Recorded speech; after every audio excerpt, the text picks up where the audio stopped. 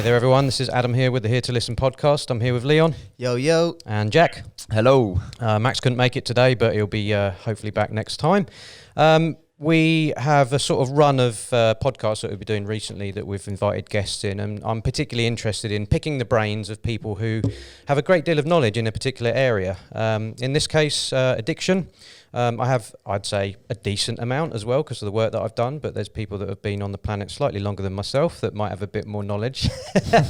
I don't actually know your age, but here we go. This is, I'm here with Nuno Albuquerque. That is not a made-up name. It's an awesome name. It's a rock star name. Good to have you with us, Nuno. How are you doing?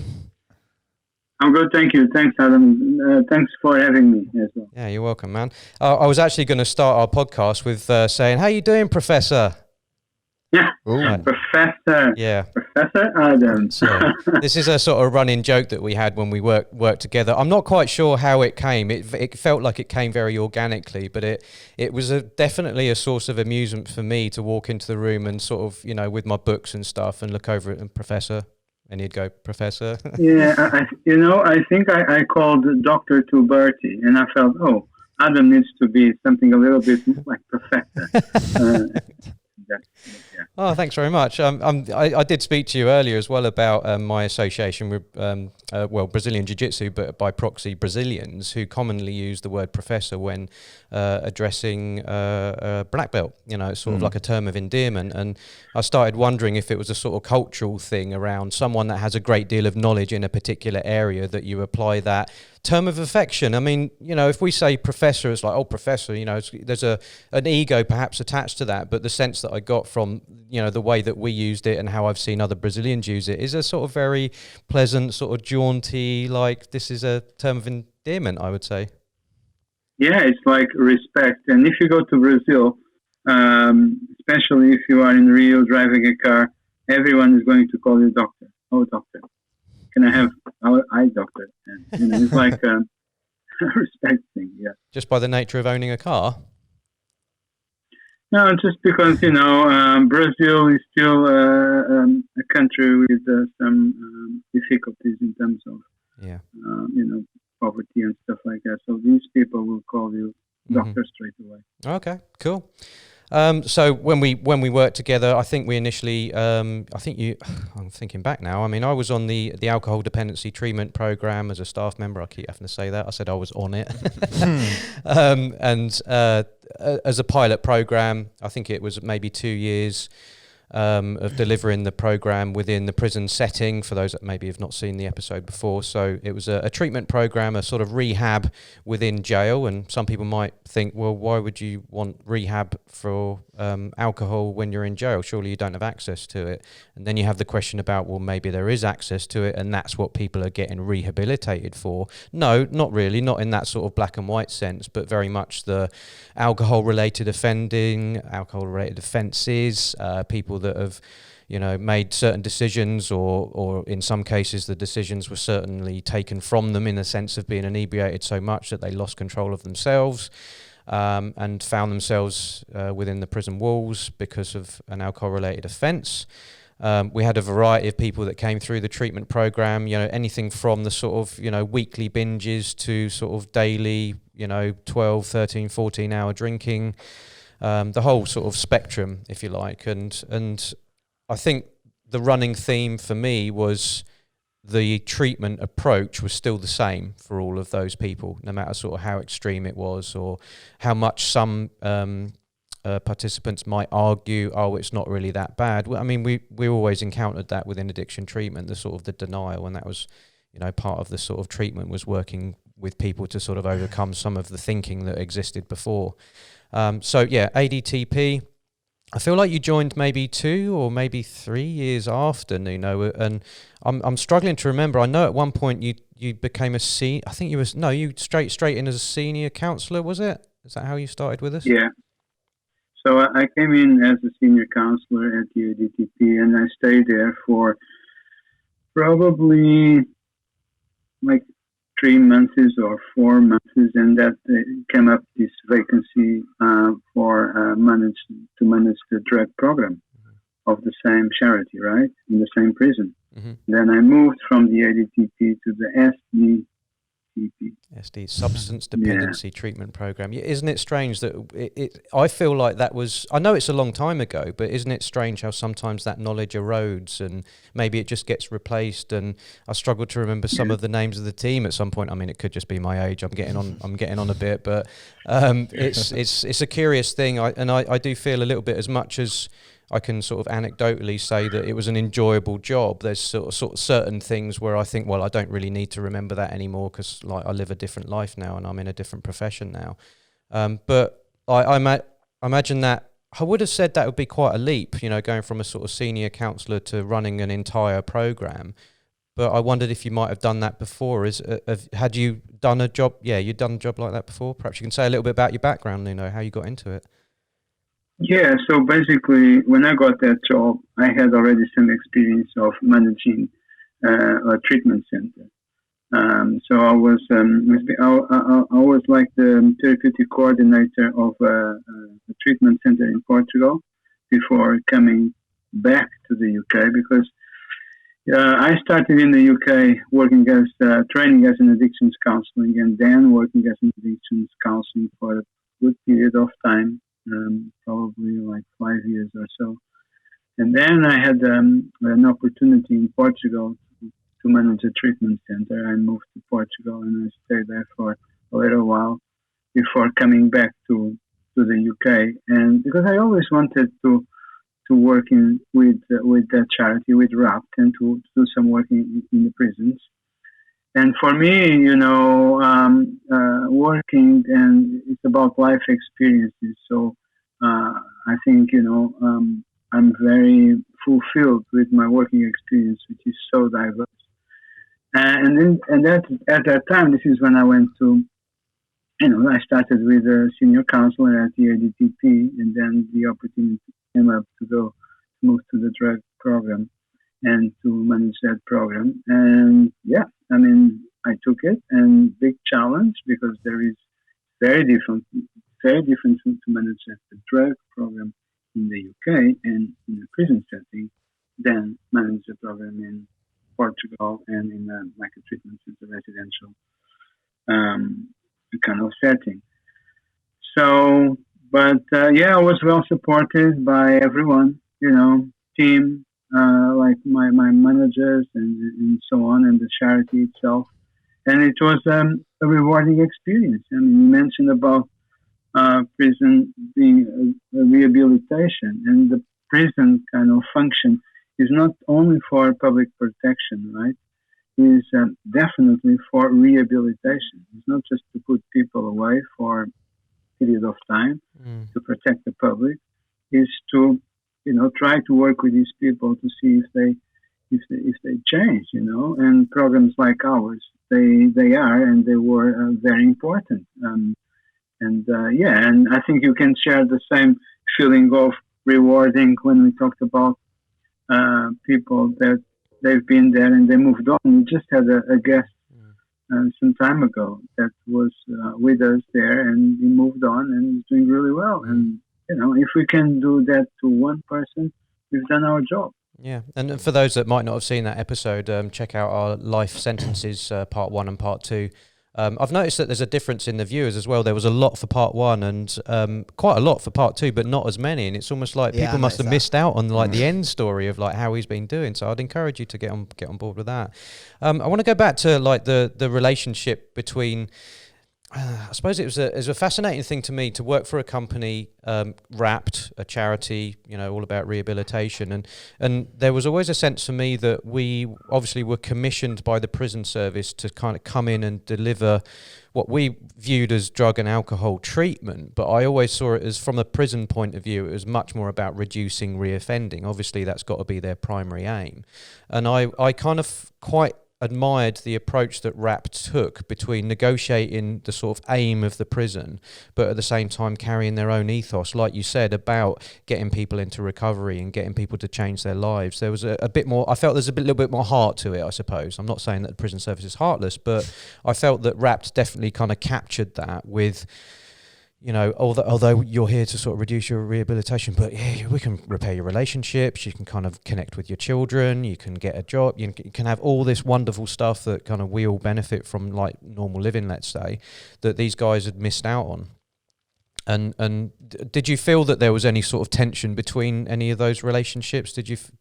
How did you manage that relationship yourself? Well, I mean, I think it's two different schools. And not wanted to go into being very politic about the prison service or about the subject, but definitely two different schools.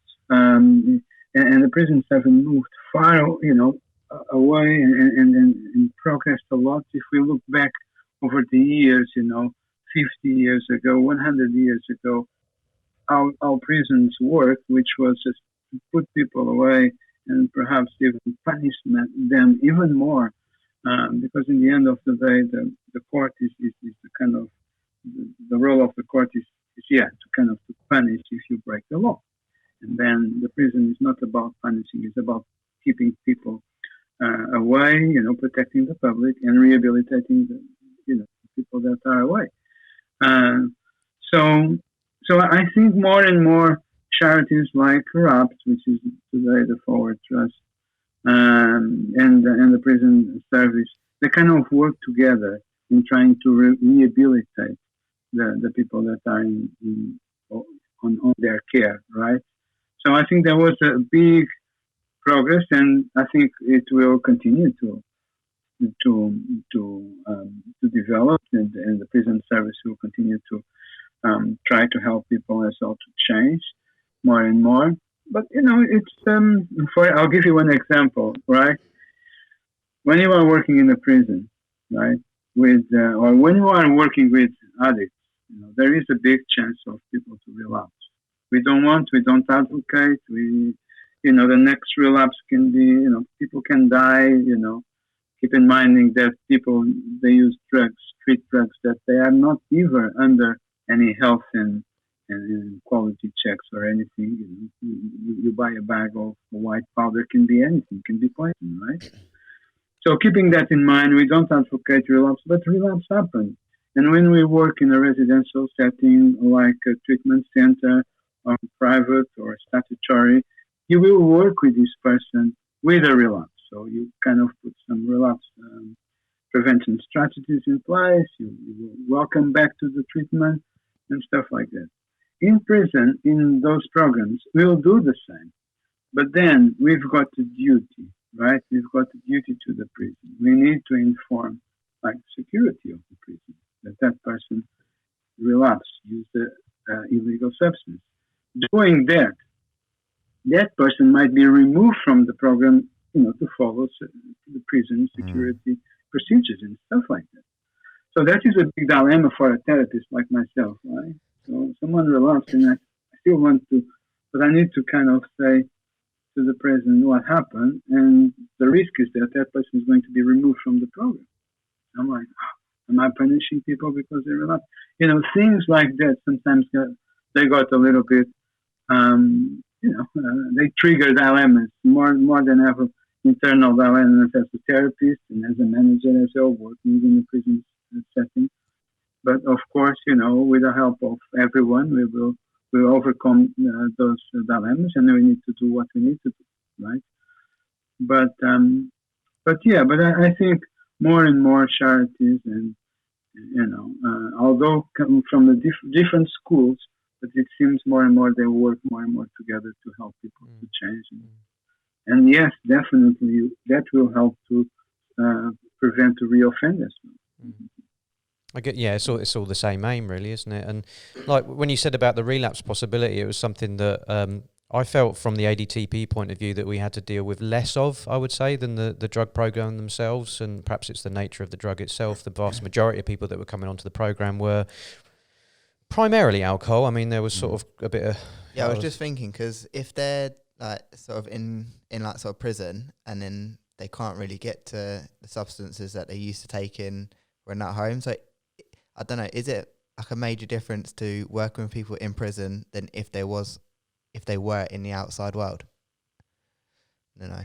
In terms of what? So let's say if you had a drug addiction and you're on the outside world, the availability to be able to go get those drugs, you probably know if you was an addict where to get them, go get some money out.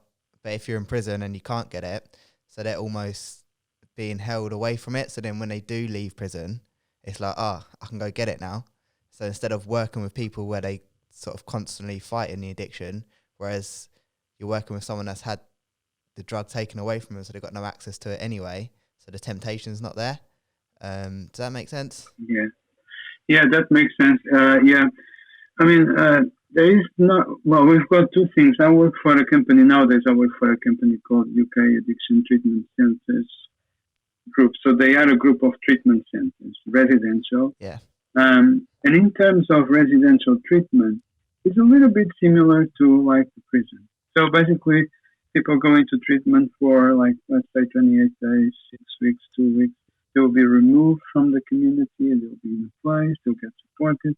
They will not have access to drugs or alcohol, like in a prison. And so the kind of treatment is pretty much the same. They will go as well. They will leave treatment after a month, and they go back to the community. So they'll go back to the temptation. They'll go back to old places and old people, familiar faces and stuff like that. So in that way, it's pretty much the same.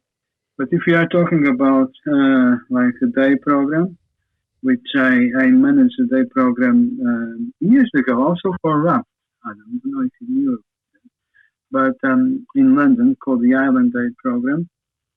And, so people come in every day, 9 to 5, get some treatment, get some groups, and go back to their homes. That was a little bit more challenging for them, and even for the team, because, the temptation was there 24/7. And remember that sometimes when these people go through treatment, they become very vulnerable, because it's not just about stopping the drug or for them was the coping strategy to deal with the way they feel, right? Is about to kind of try to understand why they use drugs and going into that therapy, going deep into people's lives in past, and that trigger a lot of emotion and so we need to kind of do that work in a contained way so they could go home and not fall in the temptation of going and get a drink or get a drug, to help them to feel a little bit better. Because that's what people do. People don't start using drugs or drinking with this aim of becoming an addict or an alcoholic People usually do that because they don't feel well somehow with themselves, and they start to drink and they feel, I feel much more comfortable now speaking, or I don't have this, I can switch off from that loss, or I can, and then that helps. That's a coping strategy that helps for a while. Then if they continue to drink, or if they continue to use drugs, and certain drugs, they become dependent. Yeah. And then they have two problems, which is to sort out the dependency and to sort out, the feelings within themselves that are not dealt with. Okay. Nice. So to respond to your question, residential treatment and prison pretty much similar, but if we talk about day programs, it's a little bit more different. Yeah. When you're treating people at a rehabilitation centre, are they going there on their free will, like they've chosen to attend this, or is it like a prison sentence where they've been caught and their family's making them go, or is it all by choice? Yeah, I mean, in that way, it's a little bit like in the prison itself. There is a mix of stuff. So we've got people, also, not so much from the criminal system. I think maybe because funding is not available, there is not much money for residential treatment, and that's another conversation. But yes, we have people that are with us because the parents, gave them like the ultimatum, or you go to treatment, or we need to let go of you. But also we have people that, come to us and they just find us on the internet, for example, and they are struggling and they tried, Remember that when the person comes to us in our treatment centers, it's almost like the last resort. They already tried to control, they try to change drugs, they try to sometimes even move places, live in different places. But obviously they didn't get, they were not successful. And they had to ask for help. There's a concept of in 12-step about kind of exhausting every other possibility first, and like you mentioned about moving areas, there was a thing we used to say, like geographicals, I think they're called. This belief that the route into the solution to your addiction is to move areas. And however ridiculous that might sound to us, it's a belief of an individual that it's because of these people that I'm hanging around with, or that, and this idea that actually addiction is very much an internal process, and it will be with you wherever you go. It used to blow my mind, the sort of variety of, for want of a better word, reasons why people use drugs or alcohol. I mean, we had obviously trauma. I believe trauma features quite highly in a great deal of addiction, but there was also complete opposite of, like, I remember one guy saying, when he took that first drink, it just was like sort of fireworks went off and everything was right with the world, and he felt happy and great and sorted. But do you think he'd never felt happy and great before that?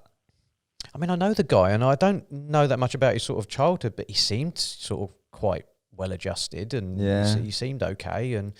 But I guess you do never know. Yeah. Yeah. So So we've been doing quite a few different mental health programs in schools and stuff. And when you're talking about coping strategies, sometimes they joke about and say, "Oh, have a drink, have a smoke," that sort of stuff. For us, it's difficult because we can't really say anything sort of around them subjects in the schools. But one lad's just in my head, and every week he's always saying, "Oh, well, I'll just have a drink because I can just drink," and then I don't have to remember it. So for sort of maybe young people or anyone in general, where would you say the line is where it's no longer you're just doing it recreationally to have fun? It is then a problem. Where would you say that line is for you? Yeah. Well, first of all, congratulations for the series of talks on mental health, because I think it's there. I mean, just because it's not seen doesn't mean that it's not there. No, it's there. And I think with these restrictions to try to prevent COVID-19 to be spread, that was, in my opinion, very much not taken in consideration.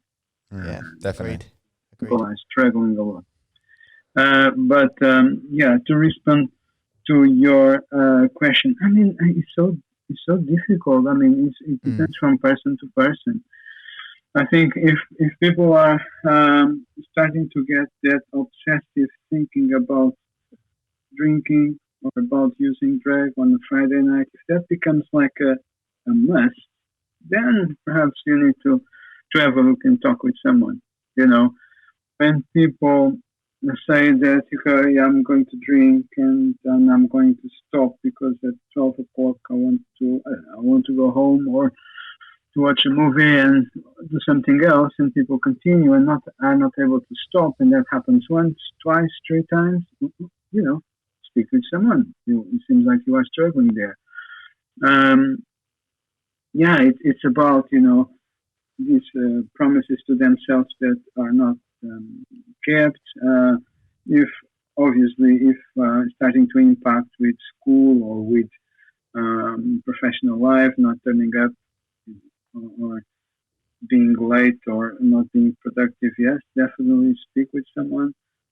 It's pretty much when you feel like, there is a problem here, there is something that is not right.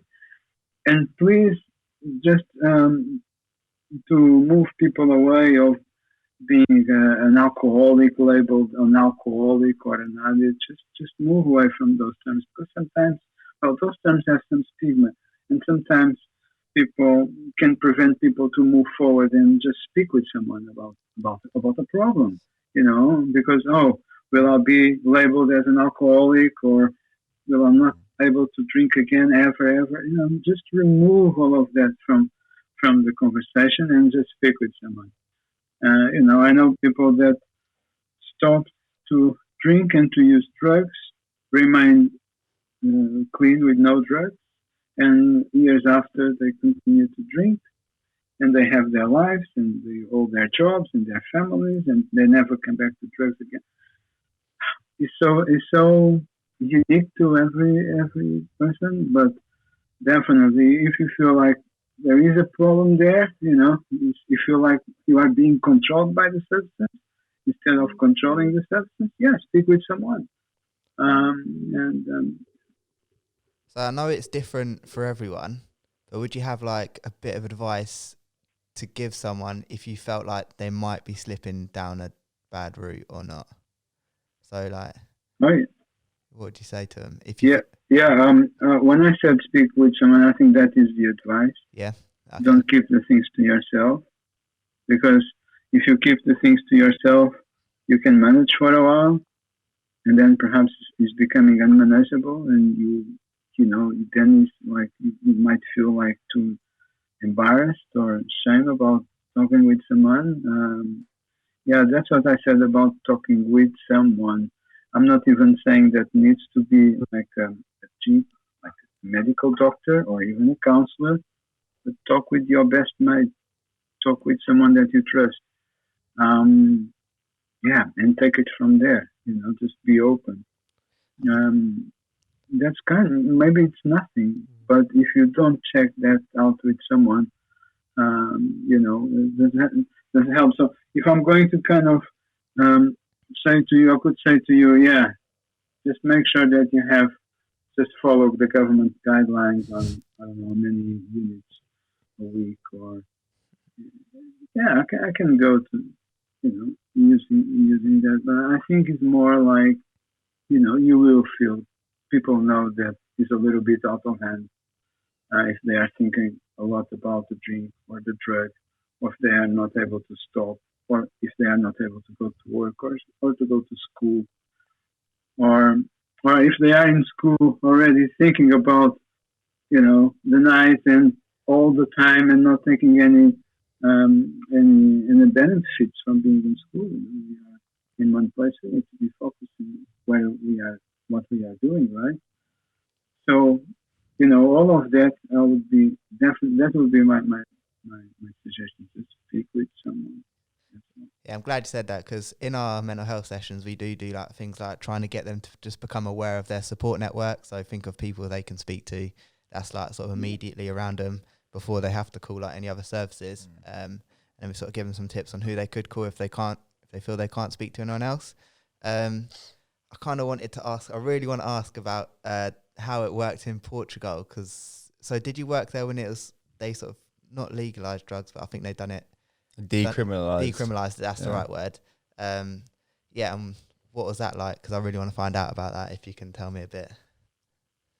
Yeah, definitely. I'm very lucky. I managed to meet like the architect of the drug policy in Portugal, Dr. João Golão, which is a friend, Adam, of Mike Trace, the CEO of RAP and the Forward Trust. And it was through Mike that I met Dr. João Golão. Another name I'd forgotten. You just opened up this portal in my head. Like, oh yeah, Mike Trace. Yeah, I can picture him now as well. Yeah, gosh. Yeah, I'm pretty sure that will be very happy to come to your program and talk a little bit about drug policy and stuff like that. But yeah, I mean, and I'm a Portuguese national, right? And I'm so proud that the Portugal example is being talked throughout the world, and this person gets awards and everything. And I did a university course some years ago, and again the Portugal model was taught, and really proud. And basically, drugs are illegal in Portugal. So if you go there to Portugal with the idea that you are going to start trafficking some cannabis or cocaine, and you'll be fine. No, you'll not be fine. You go to jail. You go to prison. So the thing is that if you are caught with some drugs, can be heroin, class A, or it can be like other drugs, other classification of drugs. If you are caught with these drugs for consumption, then you will not go to jail. So then you will not get like a criminal record for that. You'll go to treatment. So they will refer you to like treatment units, offices, perhaps similar to the drug and alcohol teams in this country.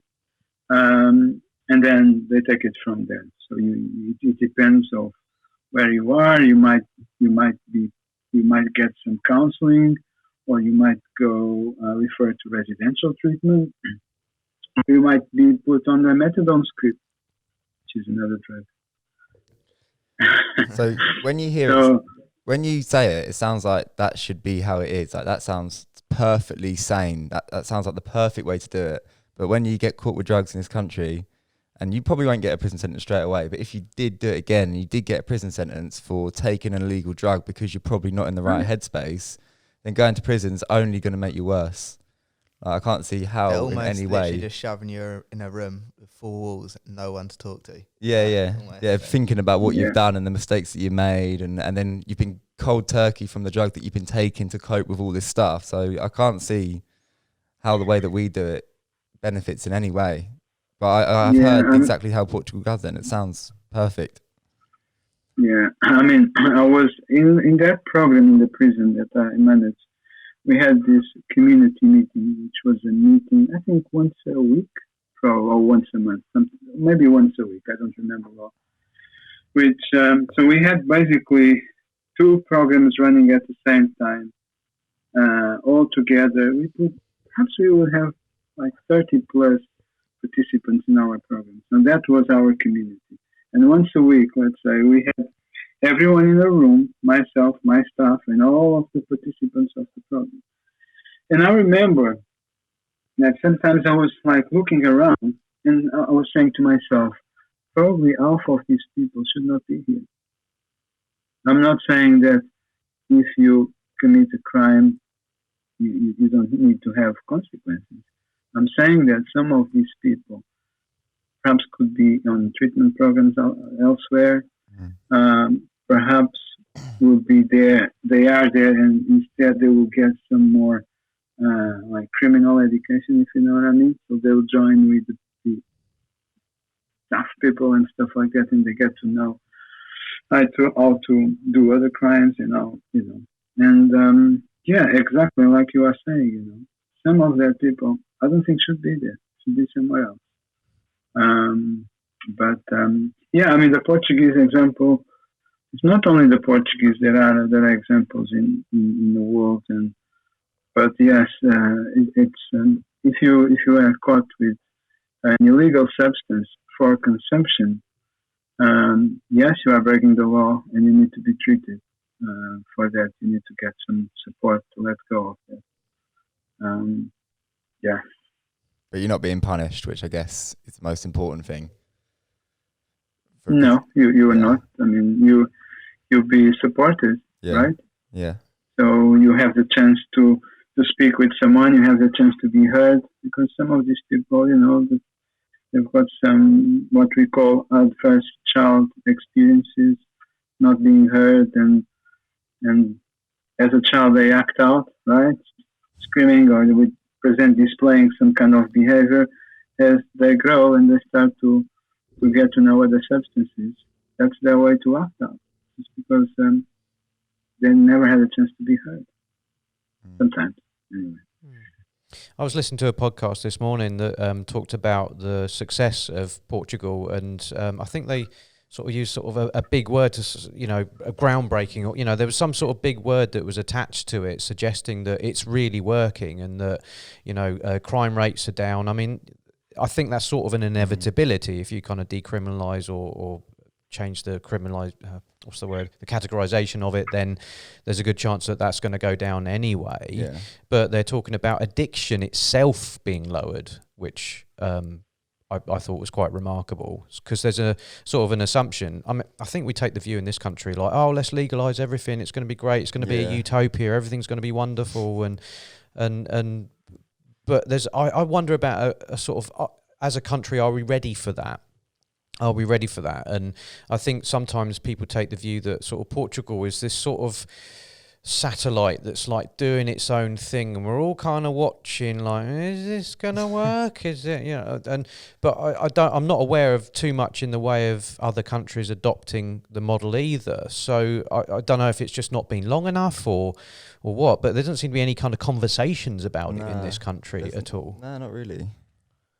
Yeah, I mean, just keep in mind that in Portugal it's not legal, right? It's still illegal. Drugs are still classified, but it's about decriminalisation when someone is caught for consumption. I think in this country we are ready for that. We have plenty of service providers, statutory, private, in the community, residential. Plenty, remember, many people come from many countries in the world get addiction treatment in the UK. It's because we are ready. So I think needs to have some willingness, political willingness to move things forward.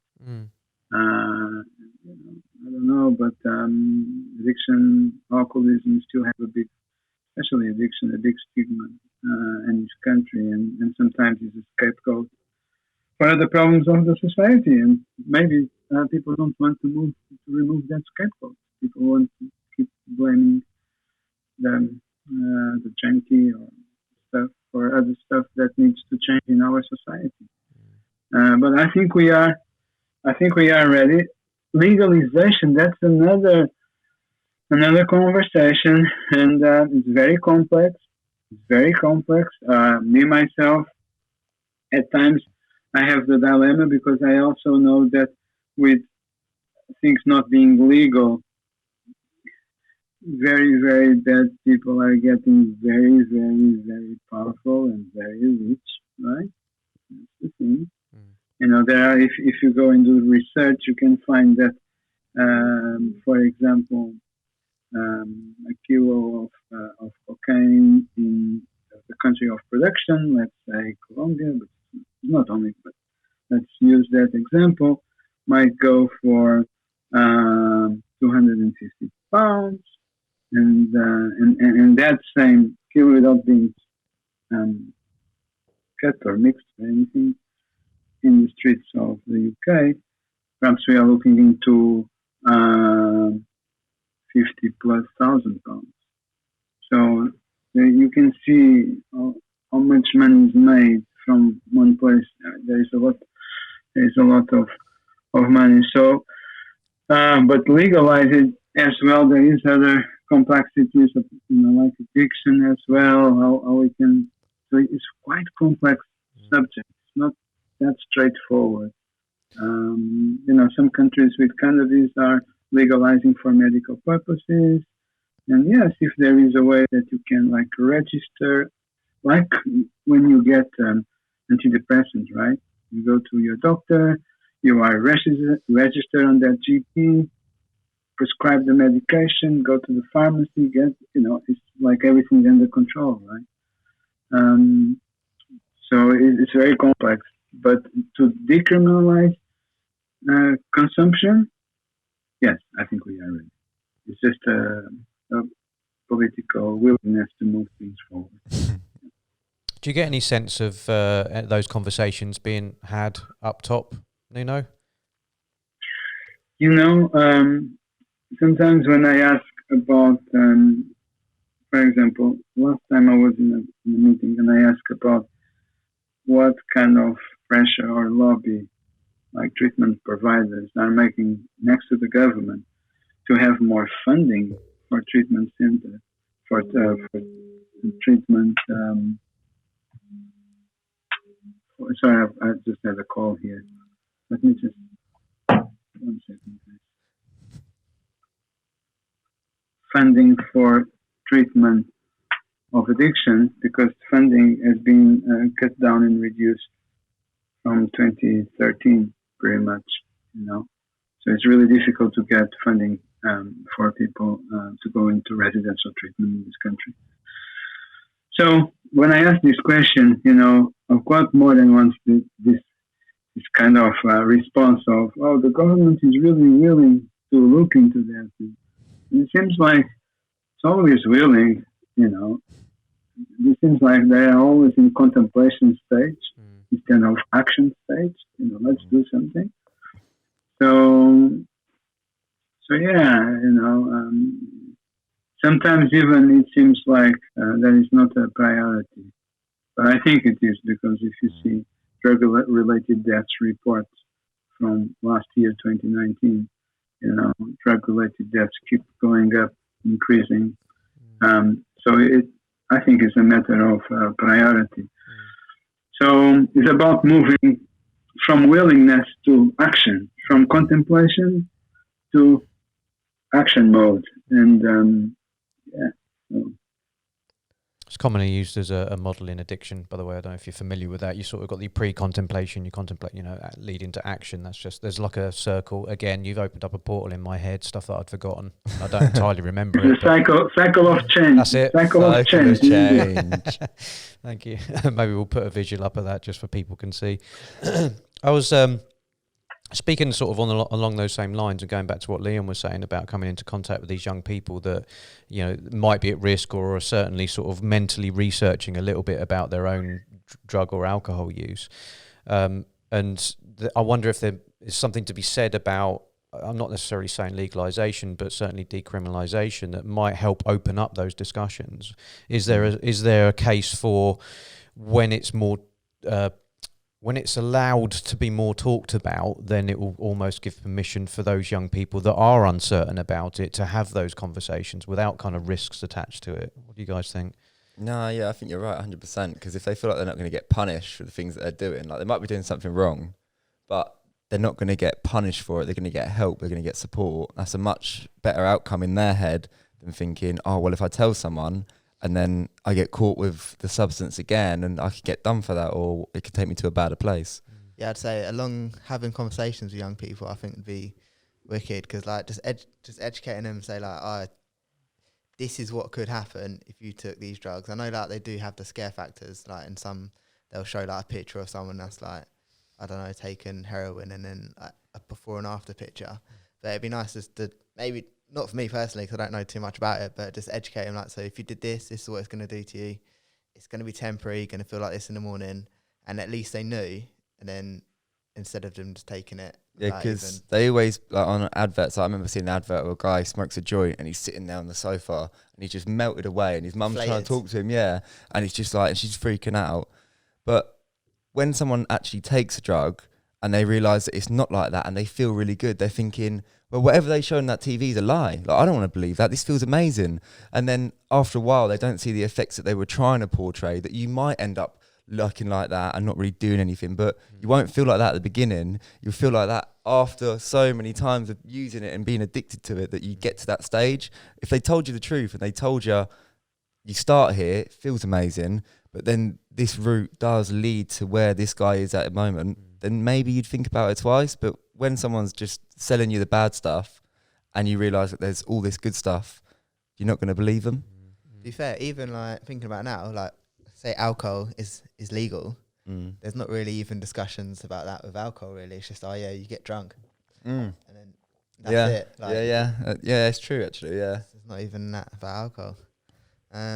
What I'd like to know, so what would you say are the most, like, I don't know, destabilizing drugs? Like, if you could put it in like a top three, what would you say? Would you like the most? Or like affects the lives? Yeah, so negatively. Like, yeah, so it has the worst impact on people's lives. So like your top three, what would you say? Alcohol. Number one. I'm glad you said that. Really glad you said that, because everyone looks at alcohol like it's not a drug, but it is a drug that has been legalized over many, many years. Yeah, it is. Yeah. Second one. Alcohol, and then drugs like heroin, crack cocaine, all these new drugs, like what we called in the past legalized, but I think with drugs, there's a difference between drugs and the alcohol. In my point of view, from the outset, is the alcohol is a substance that goes under like a health and safety and quality tests. And so when you go and buy a bottle of wine, you know that it's wine. You know what you're going to get, right?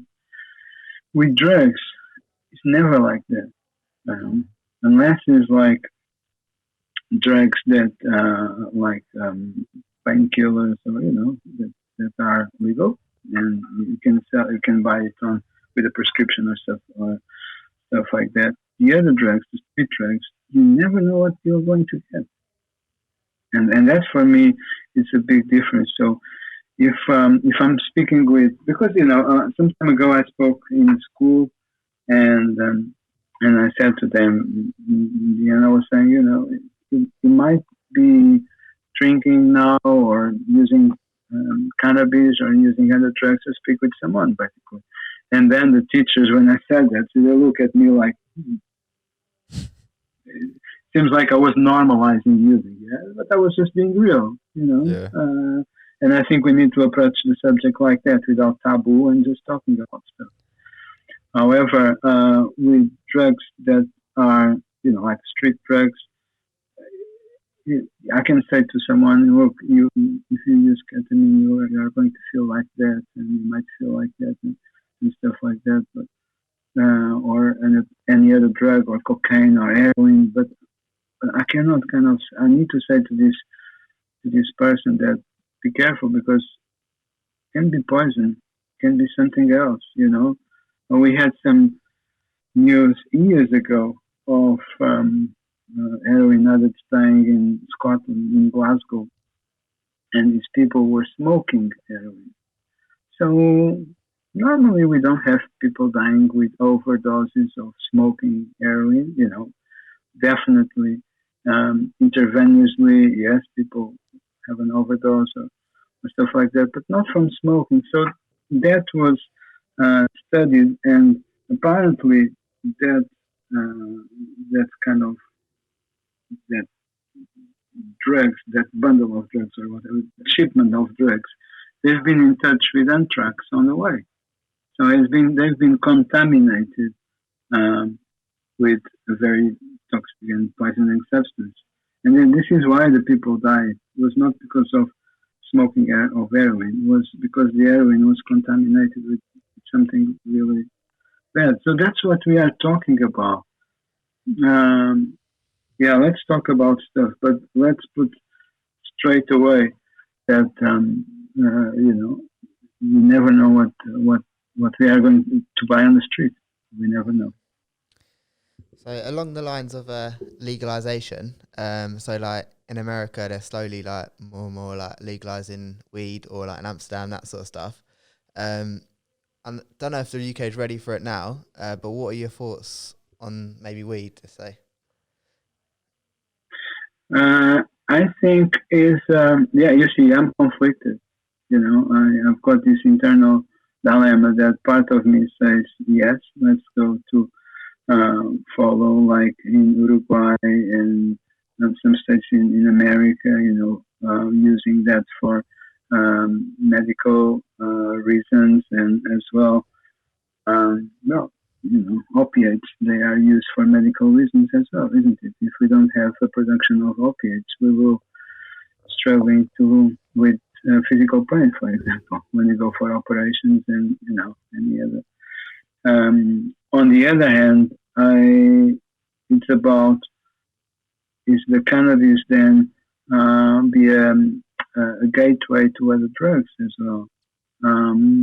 So I haven't got like a position, like a clear position that I'm against or in favor of, because I see positives and negatives on the two sides, right?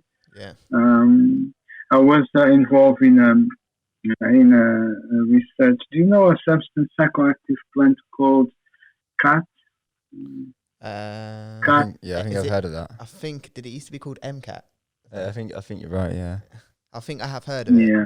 Is it like, was it UKAT is a plant that people chew, like tobacco chewing, and gives people feel different. It's like a mood altering, and is produced in like Kenya and it's usually used by communities like Somali community uses a lot. It's like a ritual, right? They've got these cafes called the mafrages, I think, where they get together, chewing the cud with a bottle of water, watching TV, talking with each other. Obviously, they will not go to the pub because it's illegal alcohol. That's their cultural way. Yeah. Women, they chew at home with all of the other women. They talk anyway. And up to 2014, I think it was legal in this country. Was illegal everywhere else, but in this country it was legal. You could go to a market and buy a bundle of cut for £3 at that time, and obviously the plant has the alkaloid of the plant will expire very quickly, so you need to kind of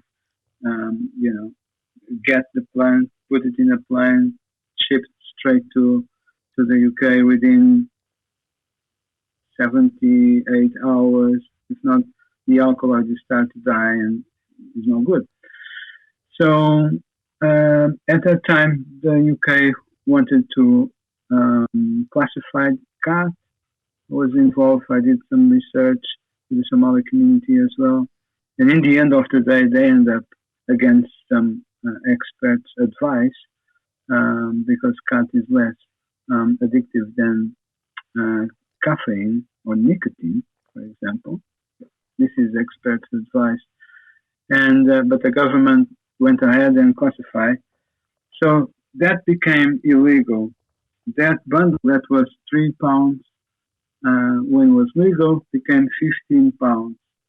That community that stayed together, they start to kind of not be able to get together anymore because it was illegal to do that.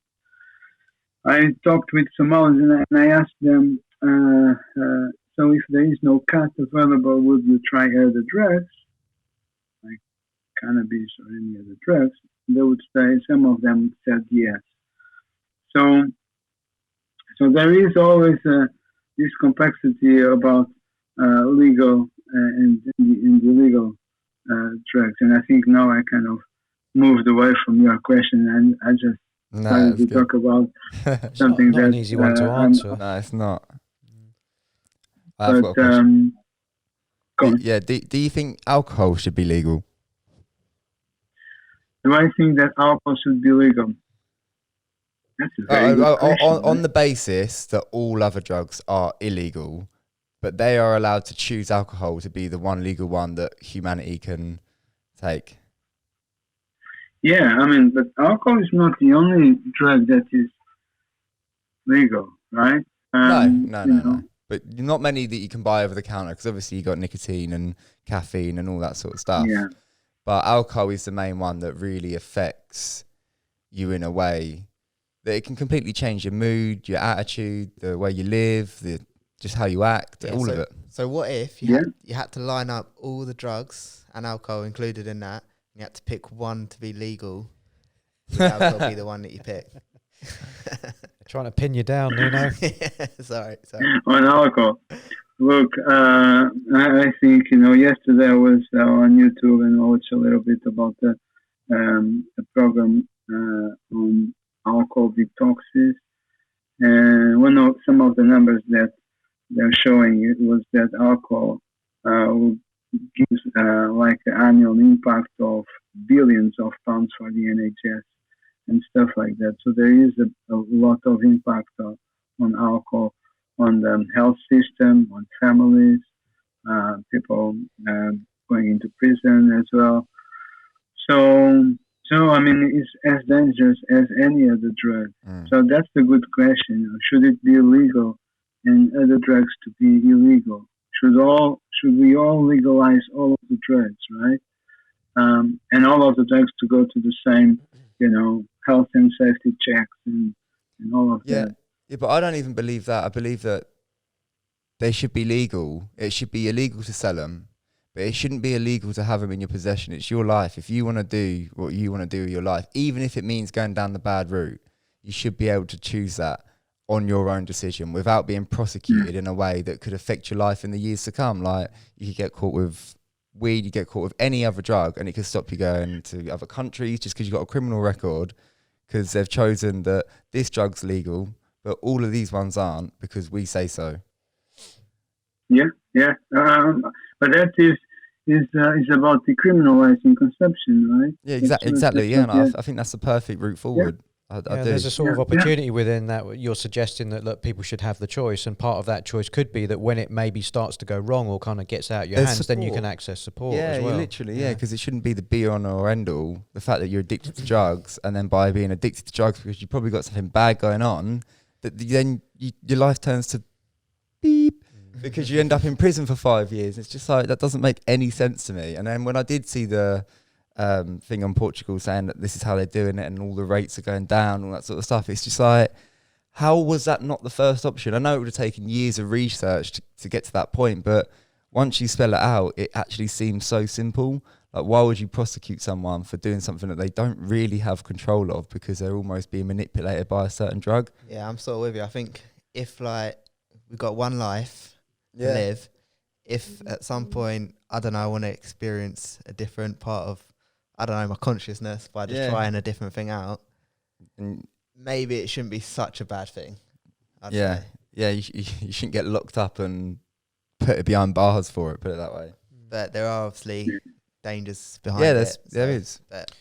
Don't get into a car without the risk of death, though, do you? True. Going back to the alcohol thing, it was illegal at one point. Like, it was. You know, so, and what did it create? It created the prohibition movement where it funded gangs, Capone, you know, all that kind of stuff. So we've tried that. Yeah, literally. And it seems like the alternative really is that if you criminalize any kind of drugs, then it creates a black market that then thrives and then causes like you're saying, Nuno, it's a hell of a question. I mean, I suppose I asked, assuming the politicians, I suppose, that were having conversations about it, and if they are, I don't know. Maybe the lack of action is like that reason is the sort of pros and cons, and I suppose as well, if you are in a person of power and you choose to legalise something, anything that goes wrong or if people start dying or anything like that, it's on your head as well. So I don't know if that's but as a politician, you're there to do that. You're there to make those decisions and to have those things on your head. Yeah, I suppose. So make a decision and do something. Yeah, saying that, people, like, because it is illegal, then there's gangs who have money, then probably leads to more knife crime and stuff like that, just for the fact that it being illegal. Yeah, literally. Whereas it could eliminate that. So who knows? Who's got the answers? Yeah, Nuno. I mean, the public opinion, is taken into consideration because, you know, at the end of the day, it's the public that is going to vote every 4 years, and everything is a lot related with that, as we want it or not. We just need to take courage and sometimes make some policies that are, however controversial, we know that it works. It works for other people, but it's not working for us as well. But I remember when I came back to do that job at the ADTP, I was coming back from Portugal, so I stayed for some weeks in a room. So I rented a room for a few weeks. The landlady, when she asked me about what was my job and stuff like that, I said,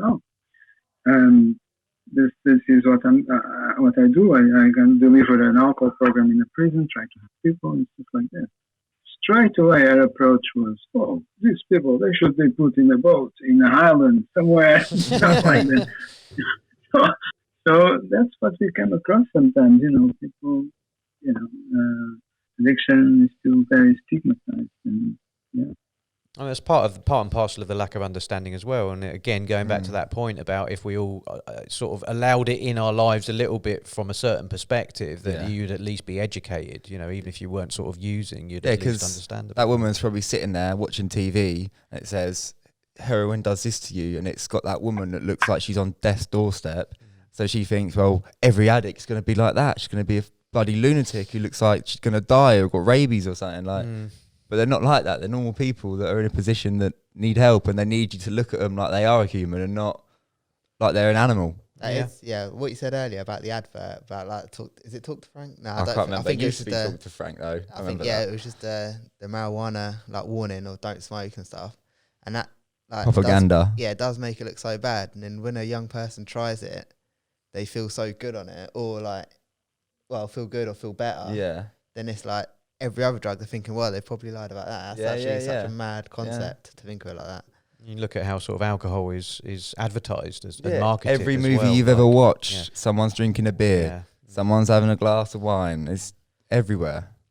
But to pick, you picked up on the word addict there, right? And one of the things that I learned in my professional life is that there is a difference, that there are, and people in the fellowships would talk about, well, I'm an addict. There's a sort of knowledge attached to that. I am one of these people that can't use drink or drugs safely, was sort of their approach. And they'd understood that as a result quite often of treatment. And being able to say that I'm an addict was also a sort of protective bubble, knowing that I've tried the bits and bobs. I've tried the kind of like trying to control it. I've tried the geographicals. I've tried all these things. And what I've learned usually as a result of treatment is I can't use drugs safely or drink safely, whatever the drug might be. So the admittance of being an addict is the acceptance of that. And there's power in that. There's power in that acceptance, being able to go, right, I know that, so I don't even try it. End of story. And I know sometimes for people that are not familiar with fellowships, is it paints a bit of a picture of someone that's sort of like, I'm an addict, but I'm like, I got to not do it. And like, you sort of live your entire life like, oh God, like watching like someone's got a drink over there, I better leave the room, all that kind of, and it's not the case. There's a lot, once you see. Go on. Steve-O said something this morning when I watched it. The guy from Jackass, his girlfriend was like, oh, can I smoke a little bit of weed at Mike Tyson's house? And he's like, babe, if I was diabetic, would I be mad at you for eating sugar? And she's like, oh, I guess then. She's like, oh, thank you. But that's sort of how I thought it'd be. If you are an addict, are you worried about when people are smoking around you or drinking or doing anything? But I guess if your acceptance of that and you're happy with that you can't do it and you can't control it and you're past that, then I guess it don't affect you. No, that's I think that's like something of the idea. I'm sure you can speak to that a bit as well, with the people that you've worked with. But there's an idea that you've got to kind of control the drug use but once you've got this acceptance over it. But I'd say that takes time. Like, that's not something that I think you walk into a treatment room and go, right, I'm an addict, and it's there's a sense of vulnerability still, I think, in the early days of where people might want to choose that kind of precaution of not going in certain places, or might be sort of inverted commas triggered as a result of somebody nearby them drinking, and being able to have a strategy for that, like removing themselves from the situation. But I think in my experience with knowing addicts, I use that word with fondness, not in criticism, that would say like, yeah, that's me. I don't use, and I'm fine with that. End of story. And it's nice to see people get to that point, because I know the work that's gone into getting to that point. Because it's sometimes like a long time, I'd say years in some senses as well. And I've always been a big fan of the 12-step model, and that was the one that was very much advocated by RAPT. As a charity, and the stages of acceptance and finding your higher power and making amends and monitoring yourself so that you're not slipping up, and talking to people and building support networks, and eventually all the way to 12 step, which is essentially carrying the message. This person that's kind of been through the trenches, it feels like a war sometimes, this kind of war, you've kind of ducked and dived, and sort of like you've taken your sort of hits along the way probably as well, but you sort of through it, and you've got an understanding about your addiction, and you want to share that with other people. And I wanted to bring that up because you reminded me of an example where the sort of difference between sort of addicts, people that can safely use and people that can't. That I did a little presentation a few years ago to some young people in a room, and I think it was a career-based one, and I talked about sort of my career track. And I'd gotten to the subject about addiction, and because of the work that I did, and I could see sort of like three people in the audience. They were sort of larking about a little bit, and they seemed sort of like your rough and ready young people, but I took the view that they were probably a little bit triggered by some of the things that I was saying, and they were definitely strong advocates for drug use, is the sort of sense that I got. But what was quite wonderful about that is when I'd finished, those three approached me at the end and started asking loads of questions about I felt like they were researching. I felt like they were users, maybe cannabis, alcohol, I'm not sure, cocaine perhaps, but were like asking, but there are some people that can sort of use drugs and be fine and not have their life ruined. And they were sort of presenting these examples of it can be okay sometimes. And I remember my response being, that's fine, but if you're going to use, it is a bit of a gamble. It is going to be a gamble whether you are one of those people that are going to be like addicted from the get-go, because they do exist. There's people in this world that will take that first and go, my life is fixed, I'm sorted, that's great, I'm going to carry on doing that. But there are also people that sort of dip in and they'll be okay. And I remember saying to him, you have to decide whether you're going to be one of those people, and sometimes you're not going to know until it's too late as well. Yeah, definitely. And I really kind of valued that moment to be able to sort of highlight that, there is that difference between, self-proclaimed addicts and people that can safely use. What are your thoughts on that, Nuno?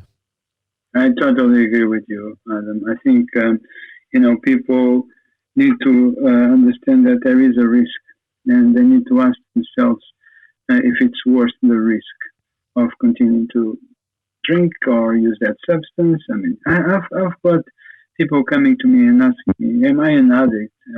And I can kind of very well just go through some questionnaires and that scientifically say that, yes, you have a problem with alcohol, or you have a problem with drugs, or you have a problem with sex addiction or whatever, you know what I mean? But those questionnaires also can change from day to day, because perhaps we answer today in a certain way because we feel quite low, and next week we are more happy and we are going to answer slightly different. So I always say to the person, you need to ask yourself if you want to take the risk. The risk is you are able to drink moderately, control, move on, have your life, or not. Or do you want to try now? Do you want to risk it? Or do you want just to give a chance to yourself, or, just give some more weeks and come back to that questions and then decide what you want to do? Because nothing is forever. Nothing is forever. But I do think that the person needs to understand that there is a risk, and then make an informed decision about what they want to do in that particular time. Come back to that maybe later on if they wish.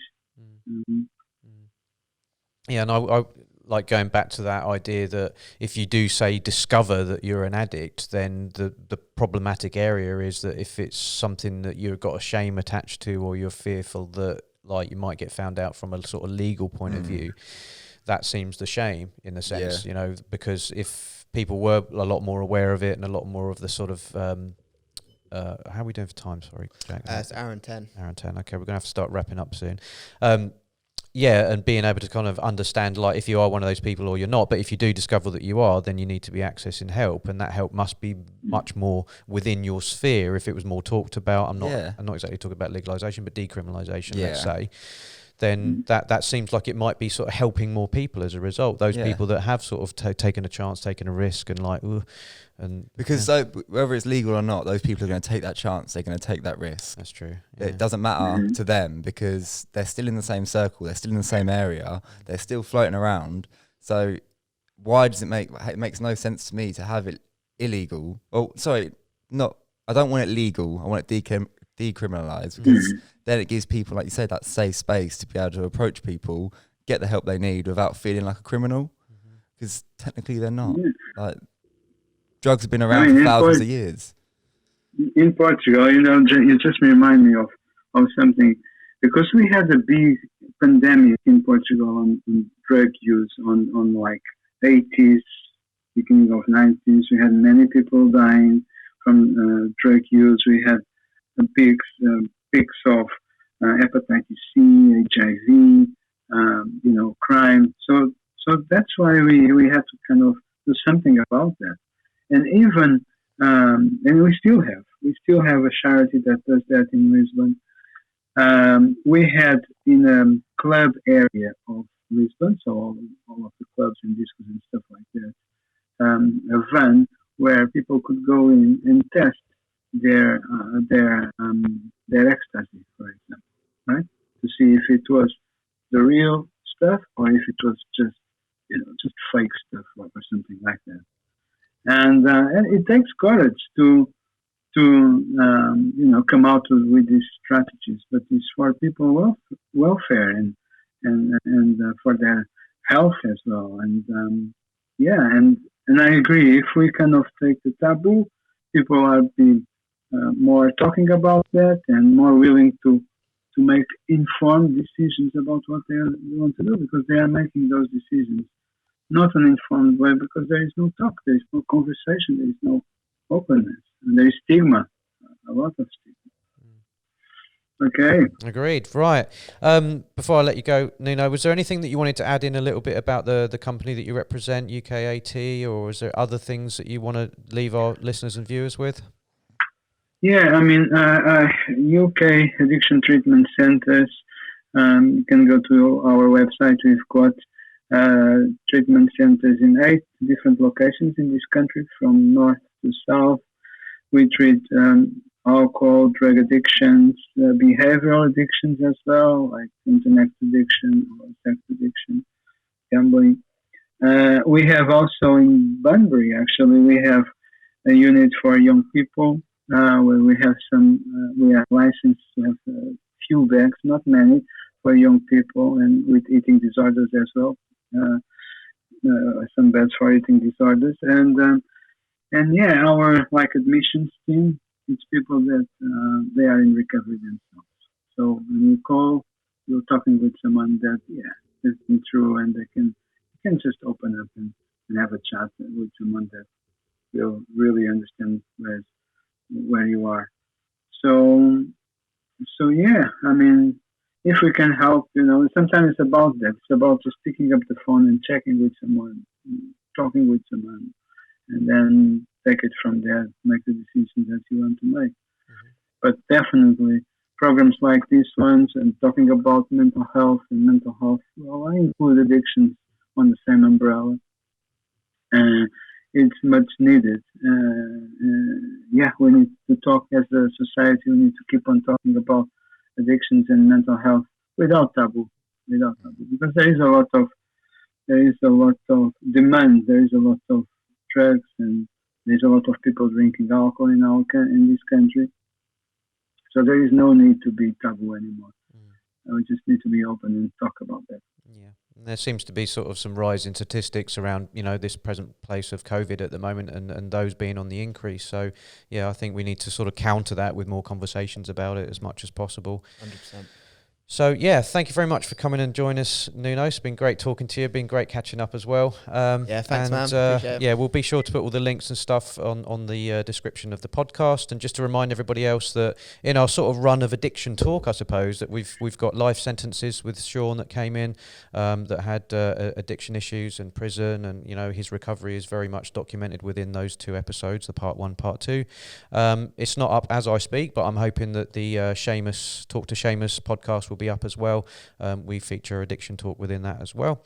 We'll invite any kind of questions or comments. If you want us to go down a particular angle, we're happy to have conversations about that as well. And Nuno, thank you very much for that. I got reminded about Mike Trace as well. He was I'm doing that with my hand really high up, but I don't know what his job title was, but certainly very high up. CEO, CEO, thank you. CEO of Wrapped at the time, and I liked his style actually, so I'd be quite happy to get him on. He seemed like a very human, sort of, despite what you might think about people that are heads of companies. I thought he was pretty cool. Okay, but yeah, thanks again. Thanks, cheers, everyone, Nino. And we've been here to listen. Thank you. Thanks for having me.